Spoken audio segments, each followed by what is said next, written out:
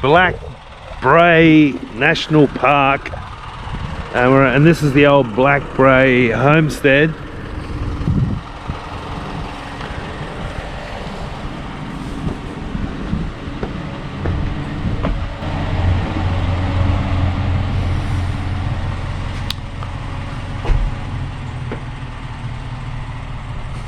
I guess it's locked. Yeah. Anyway, there's no one here. We're going to go and find a camp spot.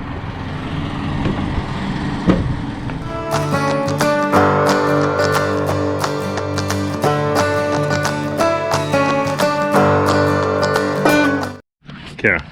Yeah. It's time for our daily radiation check. Okay. Do you want to have a guess how many counts? 40.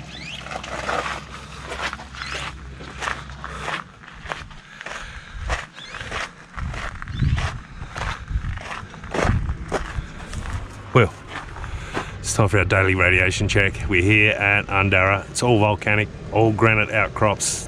What do you think the counts are going to be? The radiation count is over there on that rock.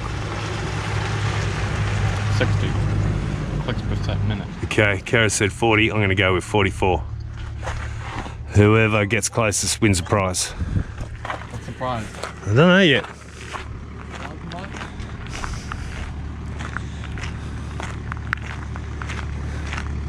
There you go.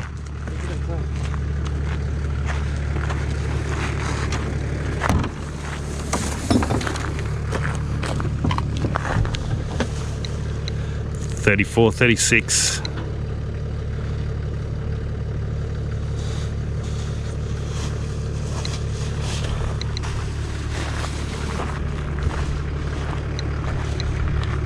It's averaging 35. Kara wins. You won. It's averaging 35. You were the closest. So you win a prize, by the way. What do I win? I'm not sure yet.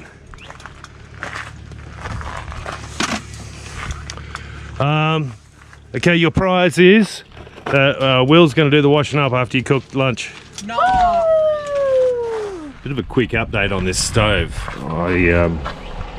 I spoke about it when in the truck video I did, that I bought this Wanderer stove, and I bought a 3-burner stove. I wanted a 3-burner stove because I bought square pots with 3 burners and square pots. You can actually fit 3 pots on 3 burners if you got square pots on a 3-burner stove, which is really handy. But when I purchased it,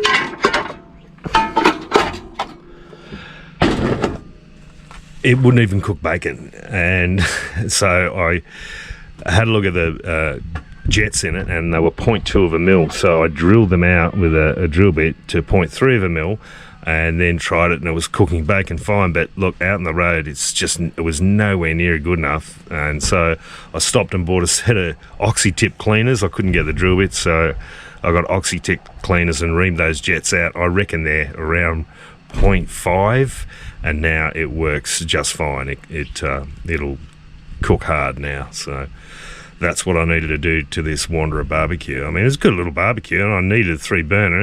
I think it's a $100 bit of kit, but completely useless with 0.2mm jets in the burners. So that's what I found out there. Just having a look at this. This is the restaurant bar area at Undarra. Crazy looking roof. Hey, there's an old wagon there behind. I mean, I like it for the strength, but wouldn't it get full of leaves easy? And all the train wagons, all the accommodations, train wagons, the restaurants, train wagons. Pretty cool.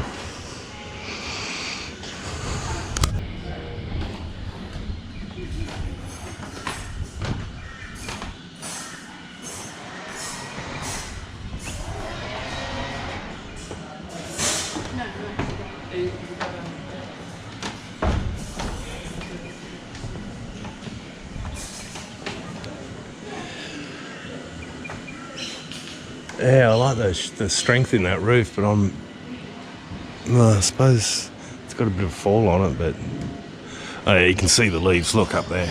Look up there on that roof up there. Yeah. There are the leaves coming out of it. That's the bar.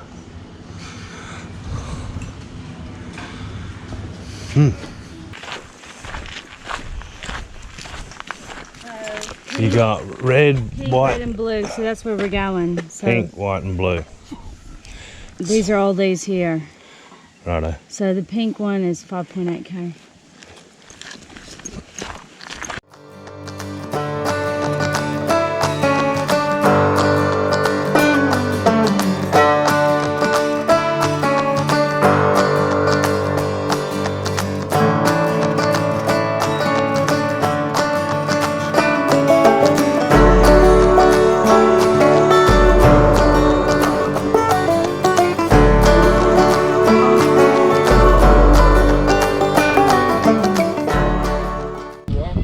Pretty credible, isn't it, babe? Let's see, the seeds falling in between those two cracks. Yeah. And away that little tree. You know what that looks like, don't you? What's that look like? Rock stackers. Looks like a rock stacker might have been here and his little stacks falling over.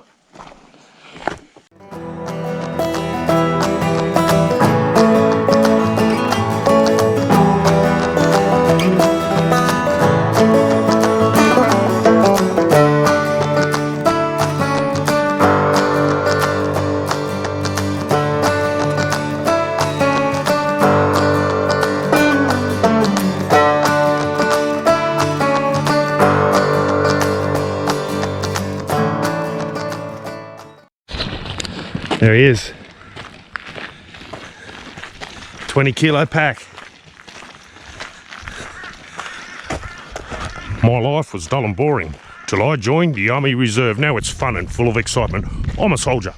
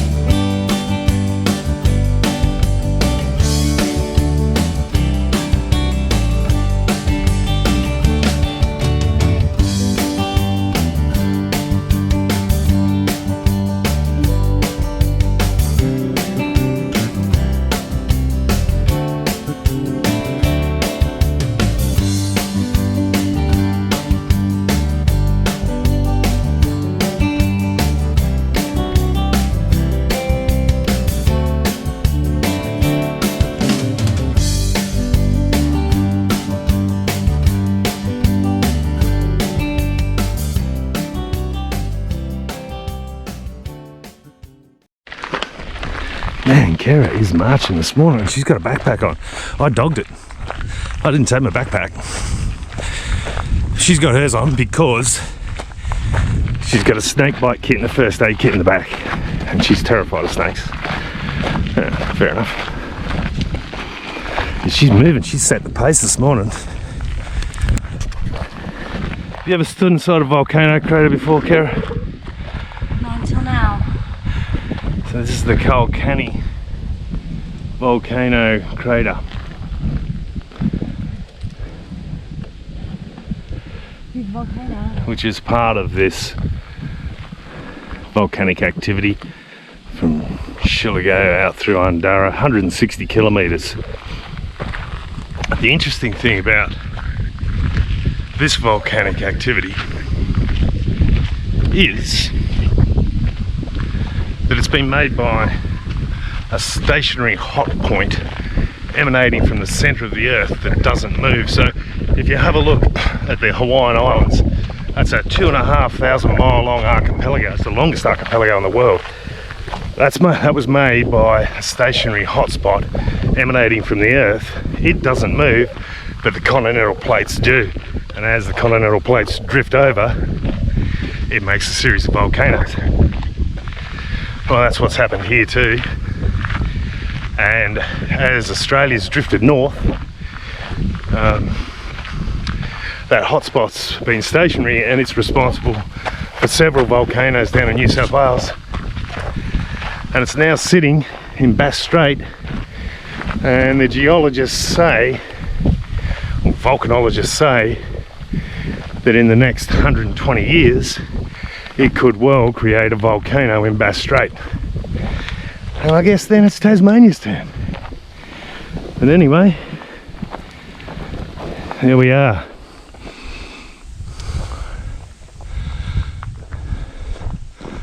And to give you an idea of how long that's taken, this is only 190,000 years old, with the youngest eruption 20,000 years ago. So the continental plates do drift. So we were just reading the sign here, and it says that that mountain out there is an old volcano. This mountain here directly in front of us is an old volcano. And then it just goes on to tell you a bit about the volcanoes. What we have learnt is that these basalt rocks here, these volcanic rocks, if they're the ones that are absolutely covered in little air pockets, they're the ones that have been in flight. And so they cool down rapidly while they're in flight, and the gases inside it sort of ooze out and make little air pockets all over the rock.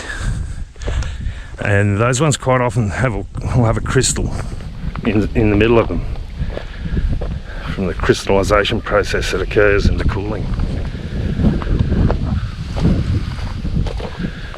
So yeah, there's. Sorry? You've got a really mixed bag with the radiation levels. Right. So I've checked them around this area, and this is the granite area. So these are the original rocks, and they're 100 million year old granites, right? Right. And the background radiation is about 44 counts. Okay. 40 Oh, yeah. to 44 counts, right? Yeah. And we went into lava tubes. Yep. And the lava tubes are only 190,000 years old. That's when they were formed, so they're young, right? Yep. In the first lava tube we went to, the floor was 15 feet thick of silt. Yes. I had a radiation count in there of 9 counts per minute.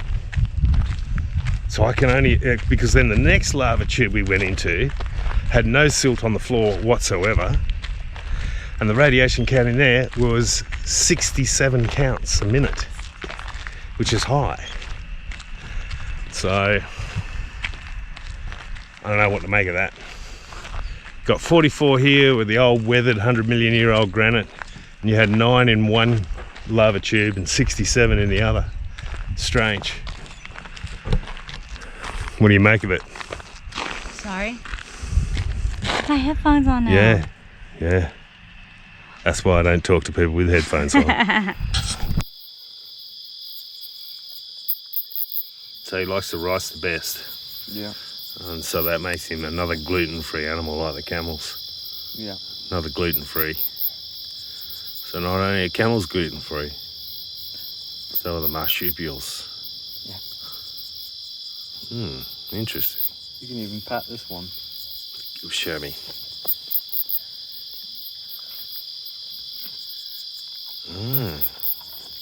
Gluten-free petable. That's what you want.